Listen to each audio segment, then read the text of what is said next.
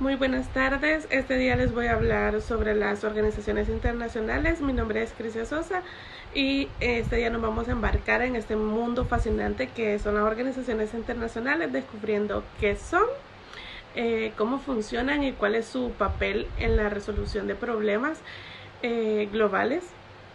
Las organizaciones internacionales son entidades creadas por los estados para cooperar en cuestiones de interés en común entre ellos. Abarcan una amplia gama de temas, desde la paz y la seguridad hasta el desarrollo económico y la protección del medio ambiente. Existen miles de organizaciones internacionales, pero las más importantes o las más conocidas son las que voy a mencionar a continuación. La primera y la principal es la Organización de las Naciones Unidas, o mejor conocida como la ONU. Esta es la organización más importante a nivel mundial, está compuesta por 193 estados miembros y tiene como objetivo mantener la paz y la seguridad internacional, proteger los derechos humanos, promover el desarrollo sostenible y proporcionar asistencia humanitaria. Otra es la Organización Mundial del Comercio. Esta organización regula el comercio a nivel internacional. Otra es el Fondo Monetario Internacional, o en sus siglas FMI. Esta promueve la estabilidad financiera y económica a nivel mundial. Otra es el Banco Mundial. Esta organización proporciona préstamos y asistencia técnica a los países en desarrollo. Otra de las más conocidas últimamente es la Organización Mundial para la Salud, o en sus siglas OMS, que trabaja para mejorar la salud a nivel global. Esas fueron algunas de las organizaciones internacionales más importantes, pero ¿cómo se forman las organizaciones internacionales? La formación de una organización internacional OI implica un proceso bastante complejo, que generalmente va por pasos. El paso número 1 es la identificación del problema o necesidad que tengan en común.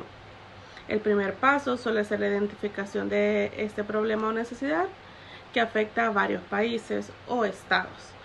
Este problema puede ser de carácter político, puede ser económico, social, ambiental o de otro tipo.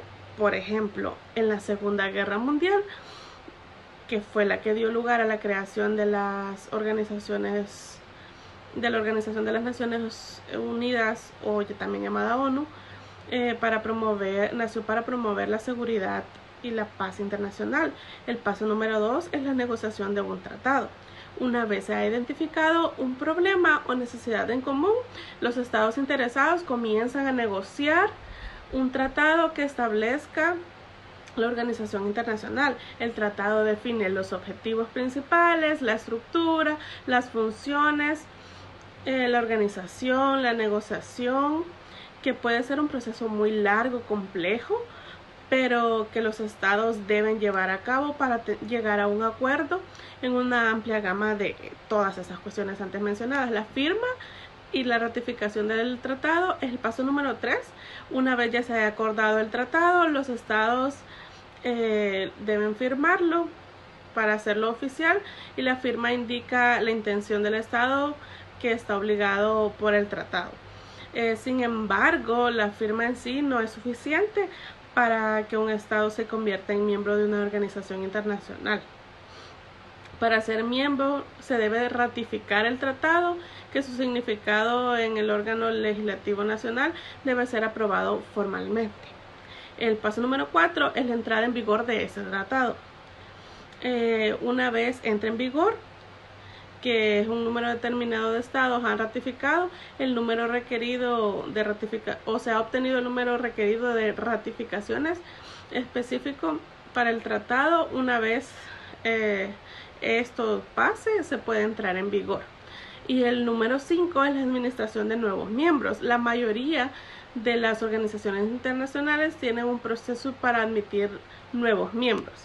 Los estados que no fueron miembros fundadores de esta organización pueden solicitar la adhesión y para cumplir ciertos requisitos y los principales objetivos de la organización y estar dispuestos a cumplir estas obligaciones. Y los estados que ya son miembros fundadores o que ya eran parte de ella desde sus inicios deben aprobar si sí o si no ese estado o país puede entrar a esta organización. Como ya mencionamos algunos de los tratados ratificados, ahora vamos a mencionar algunos de los tratados ratificados por El Salvador.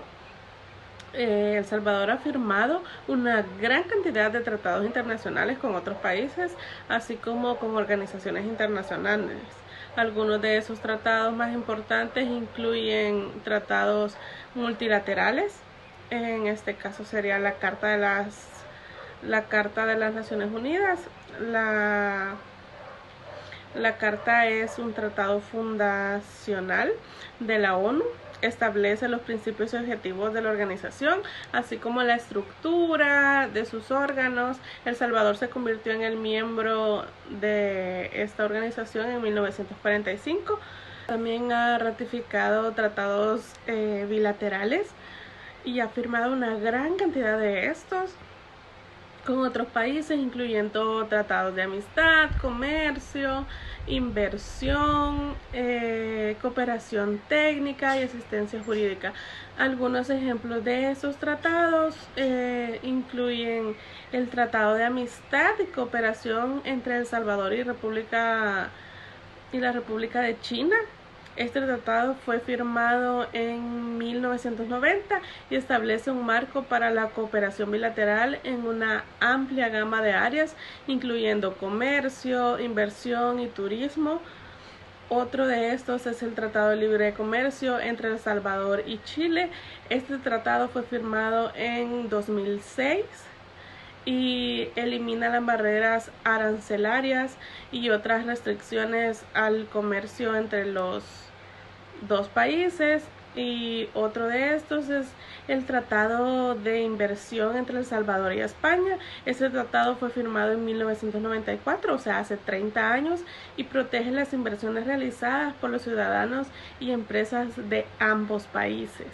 Ya mencionamos mucho sobre los tratados y para cerrar con este tema tan interesante, ¿qué necesitan los tratados para tener validez? Estos necesitan estar firmados por los estados y deben cumplir ciertos requisitos.